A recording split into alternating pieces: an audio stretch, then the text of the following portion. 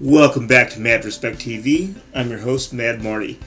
Today we're going to be going through some Star Wars Unlimited content, particularly this economy deck I put together. This is a Luke Skywalker. It's a red pilot with a blue base. And a little bit of background, as some of you may already know, I'm a huge fan of Star Wars Unlimited. I think it's a great game. I want to grow the community. I'm not as scientific as some of the other salty smugglers. I probably could give the game a little bit more dedication. But my buddy Mayor Matt and our friend AJ, they like to do these events with 20 to 30 guys, and we just like to play Star Wars Unlimited with each other. Oftentimes we're testing out new decks and we're preparing for PQs. It's another thing I need to get more into. But when I was trying to prepare for this latest event, I realized I didn't have enough rare cards to meet a 3-card threshold. For you experienced players out there, the general rule is if it's a good enough card to put in your deck, you should have 3. I did not have enough rare cards to meet that threshold, so I decided to do this more economy approach. So I'm a little excited to tell you guys about this, as well as possibly generate some ideas, and it's a great beginner's deck for anybody that's getting into the game. So the leader, why Luke Skywalker, why the red pilot? Well, quite frankly, I got tired of losing to space. So when I was playing Legends of the Force, we had a lot of force-based units, but it was very ground heavy. And whenever I was going up against a Vader, or a Boba, or even another Luke, I found myself at considerable disadvantage. So I decided that I wanted to go with space-based deck, but not thoroughly dedicated to that. I'll explain more in a minute. But Luke was the first leader that I played from Jump to Lightspeed. On my pre-release, it was the leader I pulled, I decided to go with. And if you attack with him, you get to plink if you attack with a fighter, you get to plink 1 damage. And on top of that, this leader is actually one of the most versatile in the game, in my opinion. So it's a 5/6 on the ground, but if you play him as an upgrade to a ship, it's +4/+5, which is huge. But if you attach him to a fighter, on attack you may deal 3 damage to a unit, which is downright devastating. Any experienced Luke player knows about this. Any experienced player that's had to deal with Luke knows about this. But for you beginners out there, trust me, it's a pretty good ability. In terms for a base for this deck, I just went with standard blue. Any of them will do that's a 30-pointer. I don't think it's worth it to go Colossus on this, so I just went with this 30 standard. And a lot of people might ask, it's Luke Skywalker, Marty. Why'd you go with blue? Why not green? Honestly, green is more about the ramp-up mechanics, and I'm not really good at it. I've never been a huge fan of it, it's just not my play style. Even though I definitely can see the advantages to ramp style decks and resource building, I just think a lot of that gives your opponent free actions, and I prefer to just do more direct actions against my opponent round to round. But one of the biggest reasons why I went with blue on this particular deck is because it's Sentinel heavy. So almost all my ground units are Sentinel based. I think I even got a couple of Space Mechanic Sentinels going on. The idea is we're going to go ahead and deal as much damage as possible through space. That's where my damage dealing is done. And the ground, we're just trying to hold off the ground long enough to get some beefy units out in space to do the job, to do the deed. And honestly, I feel that I've come up with some good results so far, but let's go ahead and go through the cards themselves, and we'll see what kind of improvements can be made, if anything.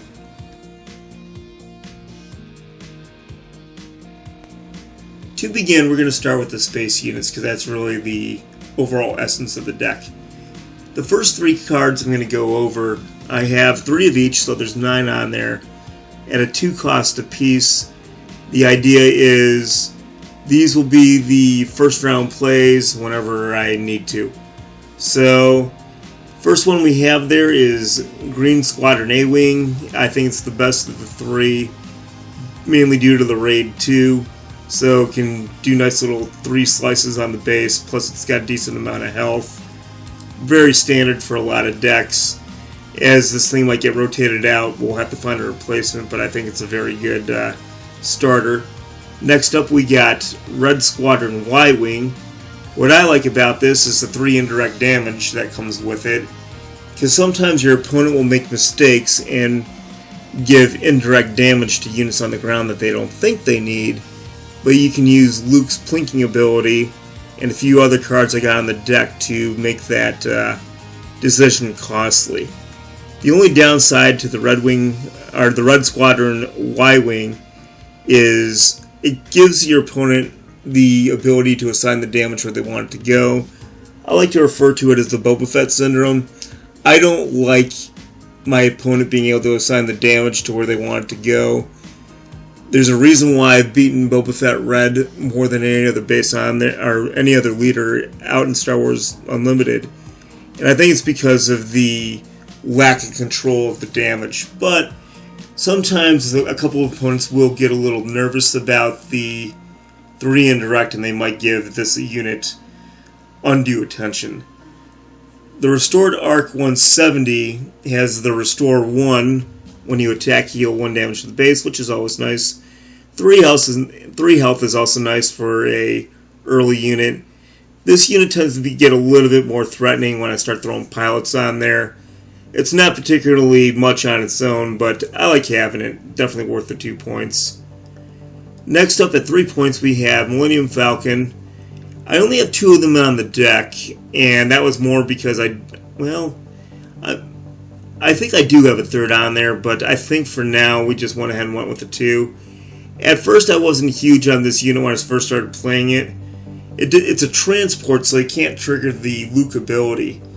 But for each unit on there, each pilot you have on there, you can get +1 for each pilot on top of their pilot bonus. That's actually pretty sick if you stack this properly. So it's definitely given some nice damage since I played with it.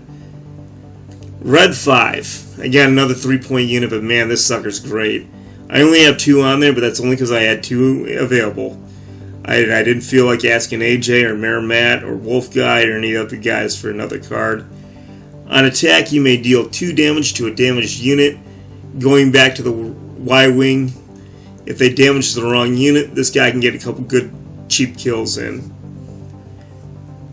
For another 3-pointer, we got the Red Squadron X-Wing. And if you're not dealing with an opponent that has space, this one's actually kind of cool because you may deal 2 damage for an extra card. And if you don't have anybody that's really going after your space units, this is definitely worth the 2 damage. You're still doing 3 damage, and you throw a pylon on there, this guy can get beefier quick, but that draw card ability is very handy.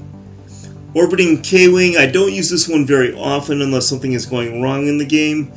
I have him in there for the Saboteur, ignore shield, ignore sentinels, and you got 4 damage, plus it's still a fighter, so it still triggers Luke's ability. And then System Patrol Craft, I have this in there simply for the Sentinel piece. And a 3-4 Sentinel is kind of nice to have, and again, it's still a fighter. So if I'm attacking with this guy on offense, it still triggers Luke's ability. Finally, I threw 1 Blockade Runner in there. I don't really use it all that much, but I do like the Saboteur, and if you deal damage to a base, you get an experience token for it. So it's another one that you can kind of juice up. Again, I don't use it very often, it tends to remain in resource, but I do like it. So 23 space units altogether on the deck. Let's go ahead and move on to the next set.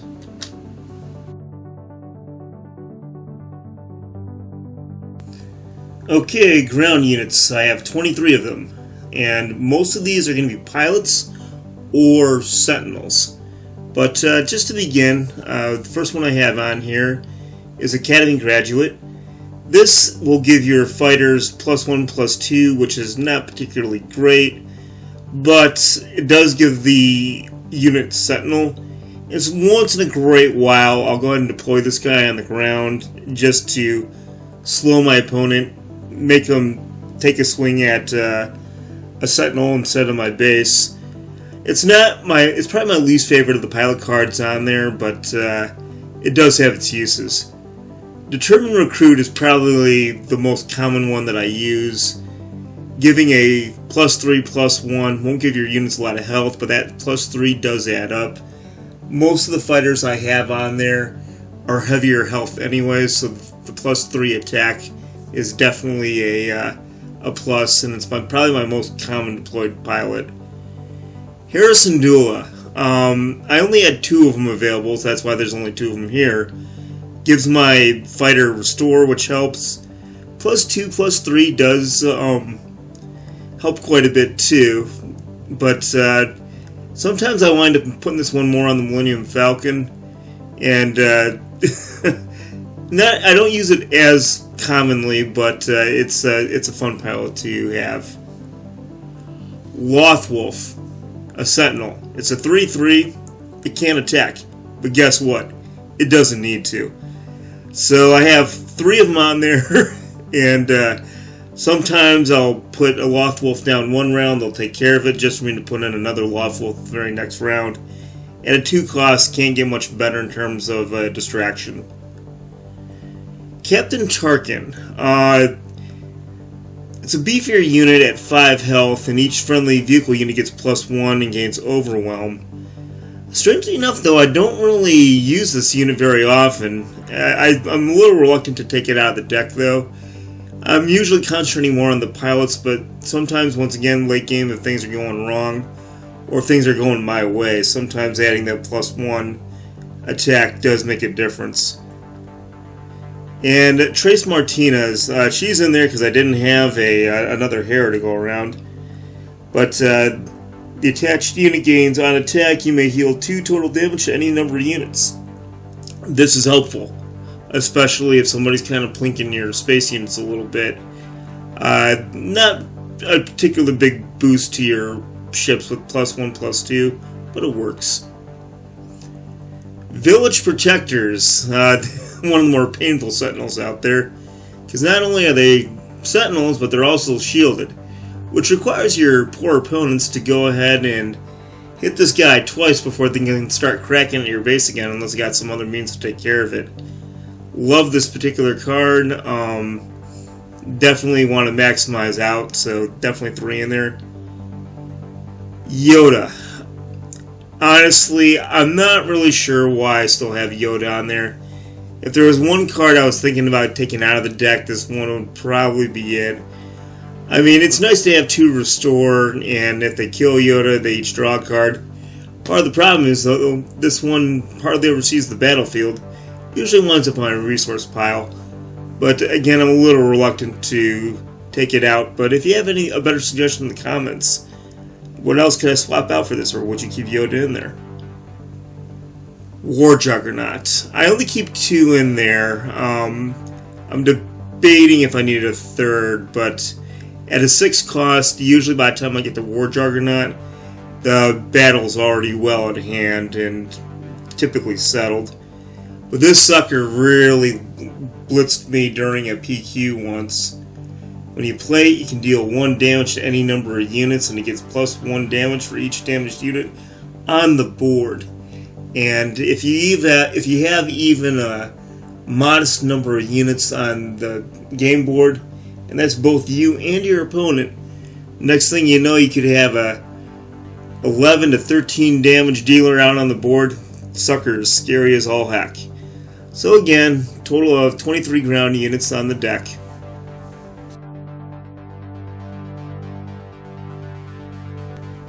The next 4 cards I have on here are considered utilities. I only have 1 upgrade card in there, the Twin Laser Turret. A lot of people don't like this card, but it makes me giggle sometimes. It does give it +2/+2 to the ship. It's not a pilot, so it's another thing that can beef up your unit. But on attack, you can deal 1 damage to up to 2 units, which kind of helps in that arena if you're dealing with additional space units. But the last one that I have on here, I threw in 3 Vanquishes. Defeat a non-leader unit. Well, why do I have it in there? because sometimes I need to take care of a beefy unit or a huge distraction, and I feel that it's not worth it to take the 6th version, which can take care of the leader as well if rivals fall. I decided to go with Vanquish instead, and I can use that against any style health unit, not just Fell the Dragon where it has to be 5 or more. I really just feel that having this utility in there to take out a pesky unit is good to have.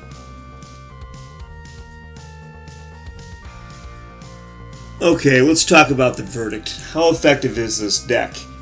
Well, it's kind of a strange thing to answer. On Carabast, it doesn't really perform that well. I'm probably somewhere in the neighborhood of 40 to 50% win rate at best. But I also think it's because you're dealing with a lot of juiced up decks and cards on Carabast, so the deck is simply overmatched when facing against all these rare cards, and it would probably happen in a PQ as well. Although, alternatively, on the flip side, in contrast, you play this against the average Joe players, like at Merrimatt's events, and actually playing this at the local game store, my win percentage is somewhere around 80 to 90%. So it does very well against average players or beginner players. The only person that has absolutely lanced this deck live is AJ with his Kira deck. And that was a 2nd place finisher for a PQ this year. So I really think this deck, it's a lot of fun for me. I get a lot of good results for it. I even enjoy playing it on Carabast. But the most notable thing about this deck, it only costs $10 to put together if you're going by, well, depending on what kind of price guides you're going against, you can't really get any cheaper than that. So I really do think that this is a winner in its own right. But I would love to hear comments about this economy deck. Feel free to subscribe and leave a comment. I'll try to respond back. But I do thank you for taking the time to listen and watching. This is Mad Marty reminding you to do what's responsible, avoid what's irresponsible, make the most of what you got, and get respect. Mad respect. See you next time.